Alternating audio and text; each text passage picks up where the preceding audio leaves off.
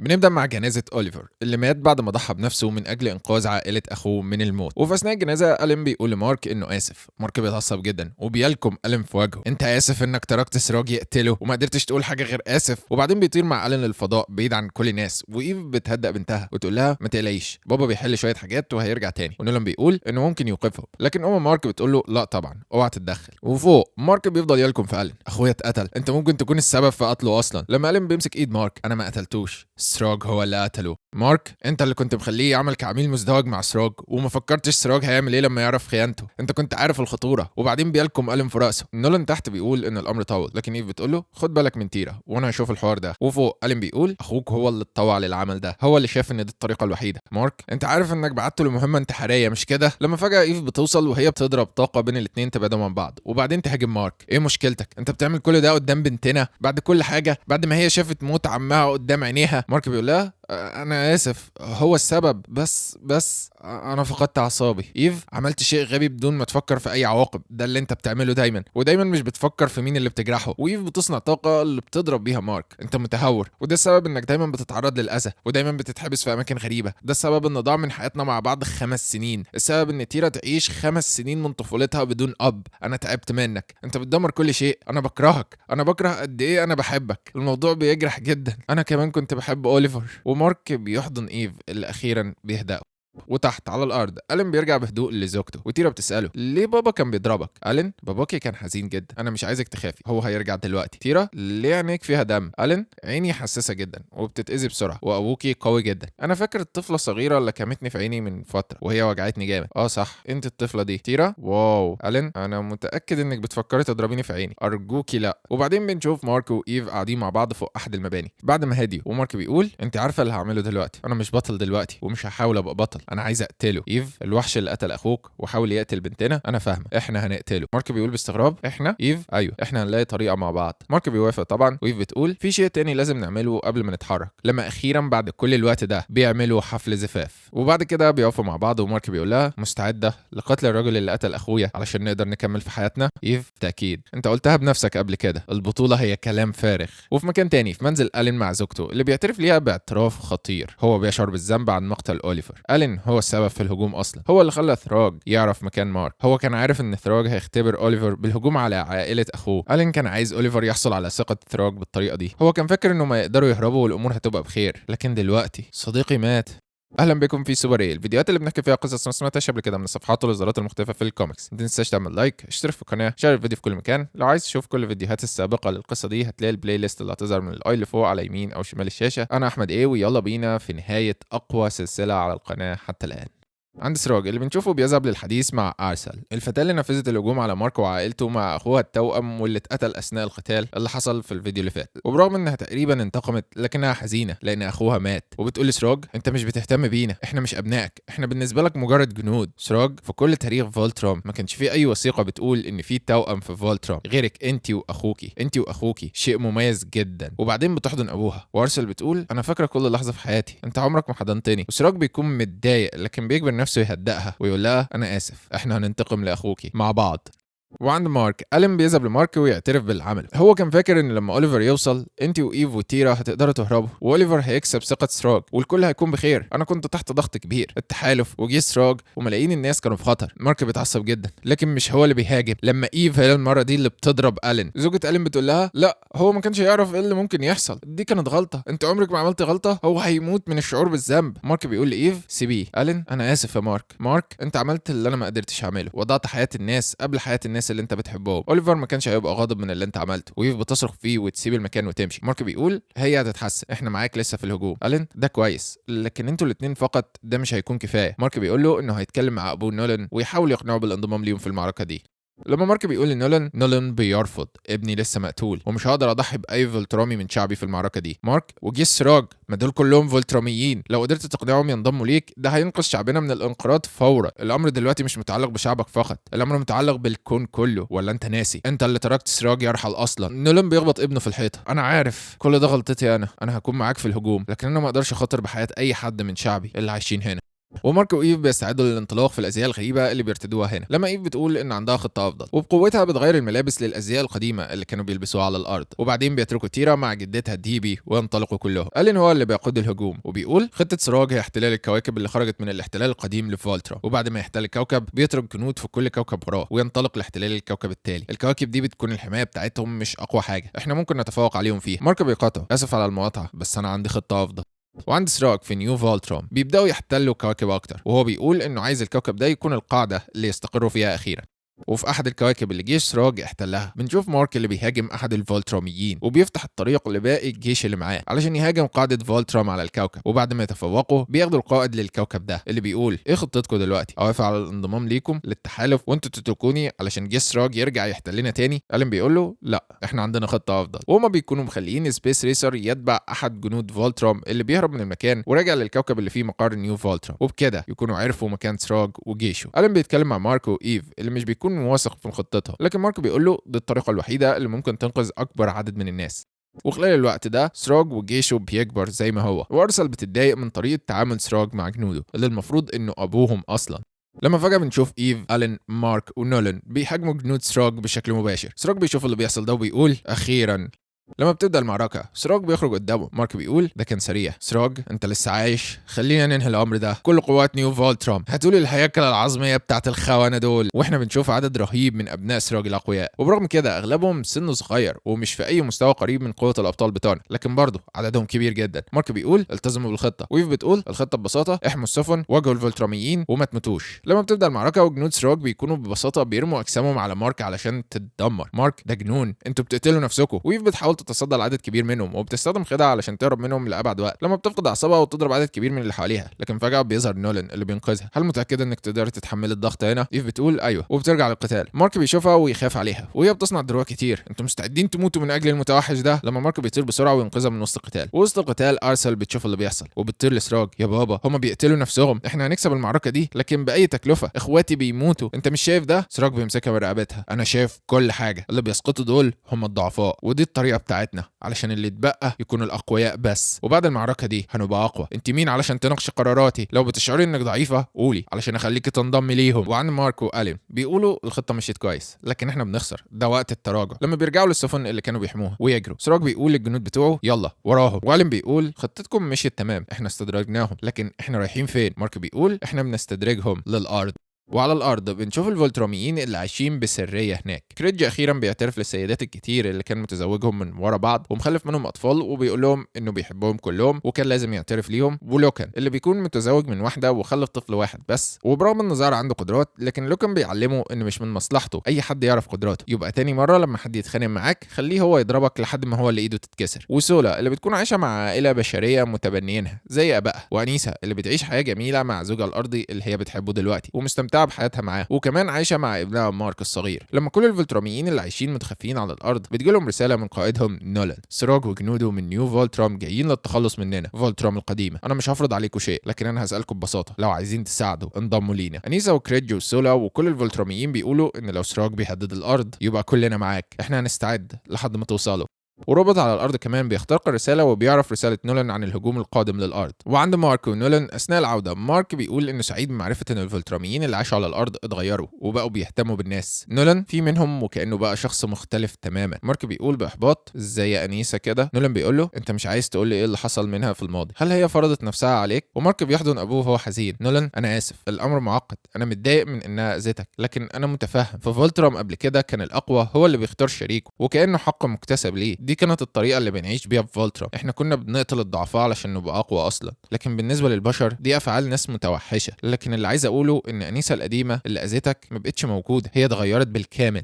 وبعد وقت بنشوف ايف بتتخانق مع مارك اللي مش عايزها تنضم للقتال. مارك بيقول لها لو القتال وصل للارض وبقيتي قادره تتنفسي تمام، لكن طول ما احنا في الفضاء ده هيكون زي انتحار بالنسبه ليكي. فكري في بنتك، احنا لازم نبقى حريصين اكتر. وهما بيكونوا اقتربوا من المكان المحدد للقتال. مارك بيسال الين ممكن اعرف احنا ليه بنوجه القتال بالقرب من الشمس؟ الين علشان ما يشوفوش قواتنا الاضافيه، واحنا بنشوف الفولتروميين الاصليين اللي مختبئين خلف الشمس. سراج لما بيوصل بيشوف الفولتروميين القدام وبيقول مش مهم، المعركه دي هتكون ليها نتيجه مختلفه المره دي. وهو بيطلع حيوانات الرانجرز اللي رابطها زي الكلاب وهيستخدمها في المعركة.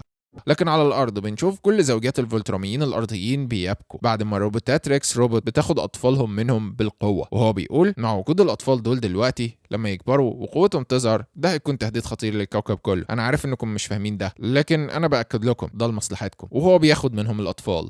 وفي الفضاء المعركة بتبدأ ووحوش الرانجرز بتهاجم، لكن اللي بيحصل ان الفولتراميين القدام بيساعدوا بعض في القتال لما سولا بتقطع بشعرها احد الحبال اللي بتربط الرانجرز وتخلي سراج يتحكم فيهم. وبنشوف ألين ومارك ونولان وهما بيهاجموا. مارك بيكون عايز يهاجم سراج، لكن نولان بيقول له لا، سراج بتاعي انا، وهو بيهاجم سراج.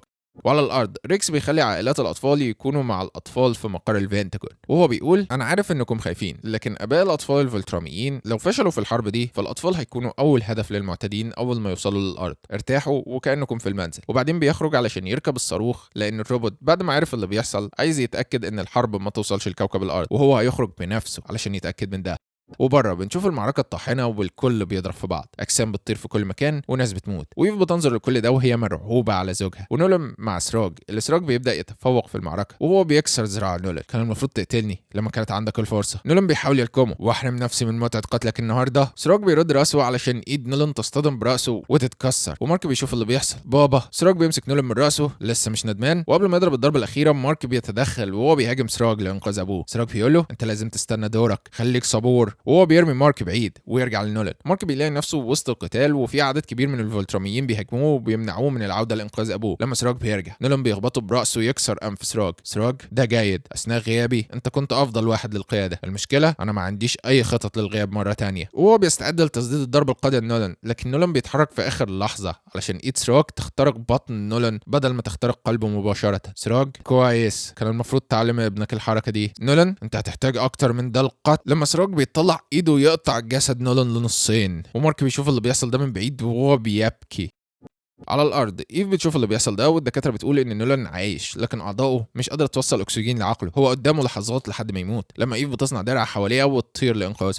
ومارك بيشوف اللي بيحصل ده وهو بيضرب اللي حواليه بكل عنف. يا سراج انت بتاعي، وهو بيهاجم سراج، لكن سراج بيرد الضربه. ده جيد، اعتقد انك هتعرف وتفهم ليه انا الوحيد الجدير بقياده فولترام وليه ابوك كان لازم يموت دلوقتي. مارك بيلكم بقوه كبيره يبعده. انت مجنون، ويطير فيه بقوه. سراج ده كويس، دم ارجل اللي بيجري فيك قوي فعلا، لكن ما تنساش الامر يبدو وكانه تحدي ليا لان انا اللي باخد وقتي في القتال ضدك فقط. وهو بيستعد للضغط على راس مارك لما فجاه في صاروخ بيفرق الاثنين ويظهر ريكس روبوت، وهو بيقول مش علشان احنا مختلفين يبقى ما نعملش مع بعض لما تكون مصلحتنا مشتركه. والصاروخ بيتحول لوحش روبوت عملاق. سراج بيقول انت بترسل العاب للقتال ضدي. روبوت ايه العاب؟ حتى انت المفروض تعرف ان ده مش حقيقي. واثناء القتال ألين وهو بيقاتل ارسل بيشوف نولان بيطير في الفضاء وهو شبه ميت، ويمسك ايد ارسل. صديقي لا، ويسيبها ويطير من اجل صديقه. الجنرال كريدج بيرجع للقتال ضدها، لكن قبل ما ألين يوصل لنولان في عدد من الفولتراميين بيهاجموه. لما بتظهر ايف وتقول له ركز في القتال انا هنقذ نولان، لكن فجاه بيظهر قدامها احد كائنات الرانجرز اللي بيكسر الدروع بتاعت ايف وكانها من الورق. انيسه بتشوف اللي بيحصل وبتطير تبعد الوحش عنها. انقذي نولان، هو محتاجك. لما بيكاد الوحش يقتل انيسه، لكن بيظهر الدرع بتاع ايف يوقفه، وبقدرتها بتعطي انيسه شويه وقت. انيسه بتقول لها ما تقلقيش عليا، ارجعي انت. وارسل بتشوف اللي بيحصل ده وبتعجب ازاي كل واحد بيساعد التاني وكل واحد مهتم بحياة التاني.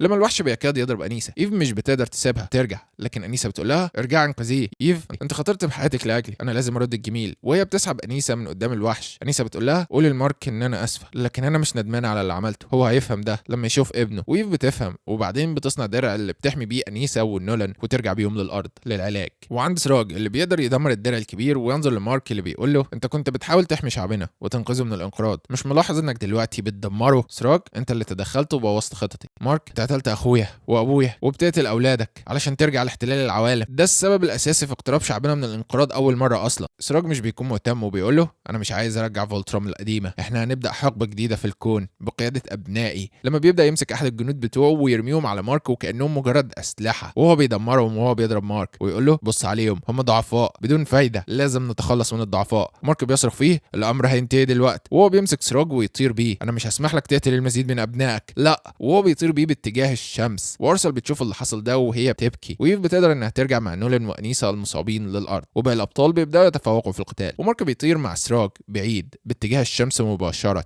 ارسل بتقول بصوت عالي للجميع: جنود نيو فولترام اسمعوني، توقفوا، ابونا تخلى عننا، هو مش بيقاتل من اجلنا اصلا، وانا مش هكمل في القتال من اجله، مفيش داعي لان المزيد من اخواتنا يموتوا، استسلموا. وبعدين بتذهب باتجاه الين وتقول له: احنا بنستسلم، مش لازم اي حد تاني يموت. وإيف لما بترجع للارض بيلاقي ان نولان لسه قادر يتنفس، والين وقوات التحالف بتقبض على كل ابناء سراج، والين بيقول: الامر ما انتهاش، فين مارك وسراج؟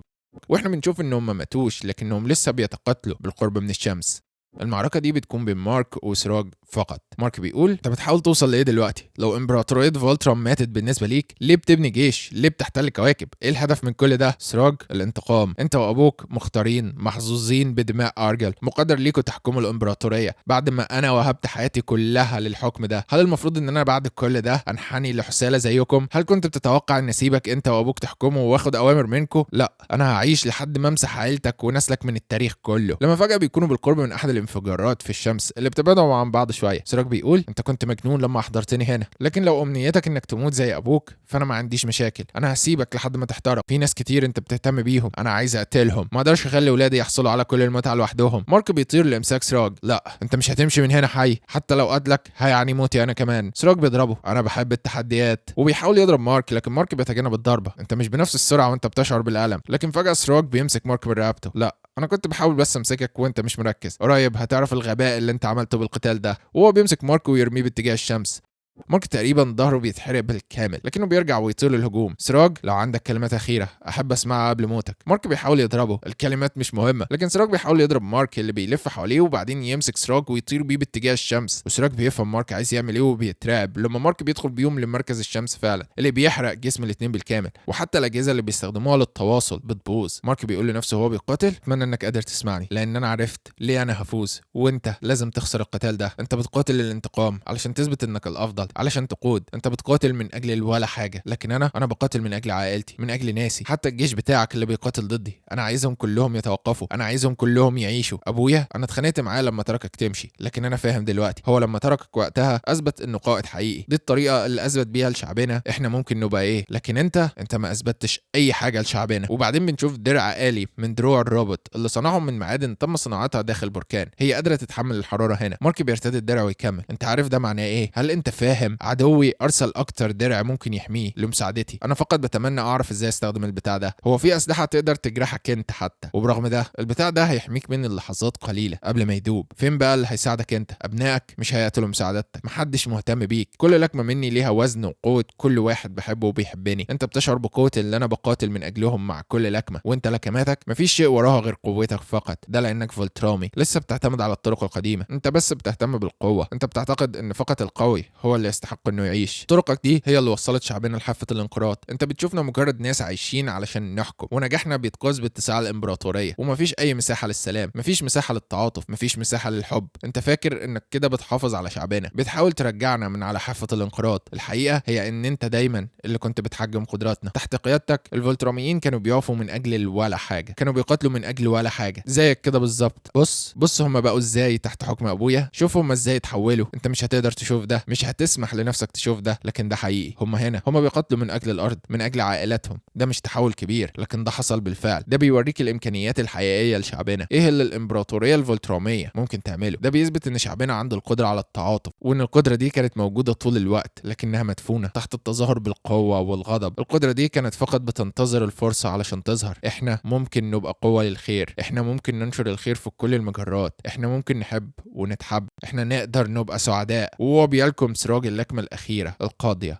ومارك بيكمل: زي ما قلت انا بتمنى انك تقدر تسمعني، لكن انت ميت دلوقتي وانا هحصلك كمان شويه. عقلي بيسارع بالتفكير في الامكانيه اللي شعبنا ممكن يحققها لو فقط اقدر اعيش علشان اشوف ده بنفسي. لكن فجاه في وسط النار بيظهر آلين اللي بيدخل من اجل اخراج صديقه مارك من وسط النار، ويترك سراج لحد ما يحترق بالكامل من قوه الشمس. آلين بعد كده بيخرج بيه للدكاتره، وإيف بتترعب لما تشوف زوجها وهو محروق بالكامل، لكن هو هيحصل على العنايه اللازمه لحد ما يتعافى. وبعد كده آلين بيذهب لارسل ويحرر قيودها، وهي بتستغرب. هل انا مش هتعاقب على اللي عملته؟ ألين انت انهيت الصراع، ده ليه معنى. لو انت مستعده احنا ممكن نبدا ندور على حل لتصليح العلاقه بين شعوبنا وشعبك. ارسل بترد مارك جريسون قتل اخويا، انا حاولت اقتل زوجته وكنت هقتل بنته، انا مبهوره بيكم ازاي بتتعاملوا مع بعض وازاي بتساعدوا بعض اثناء القتال. انا عايز القتال بيننا ينتهي، لكن انا ما اعتقدش ان العلاقه بين شعوبنا ممكن تتصلح. ألين يا ارسل هل ابوك عمره علمك اي حاجه عن شيء اسمه التسامح؟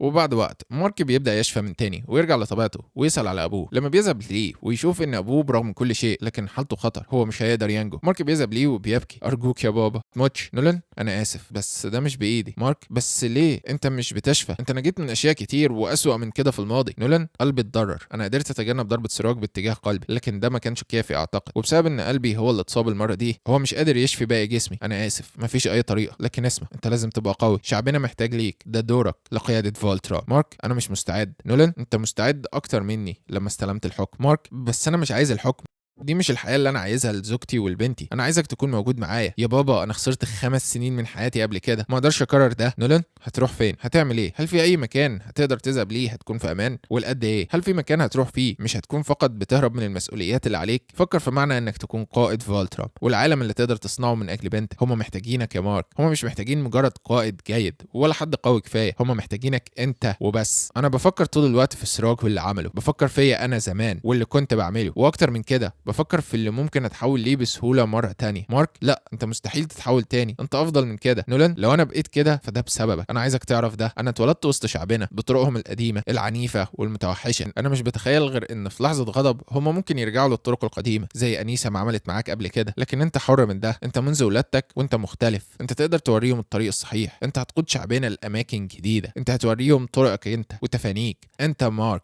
انت غيرتني وانت تقدر تغيرهم. وبعدين نولان بيكون لفظ اخر انفاسه وبيموت لما دي بتكون وصلت اخيرا وهي بتبكي وبتحضن ابنها.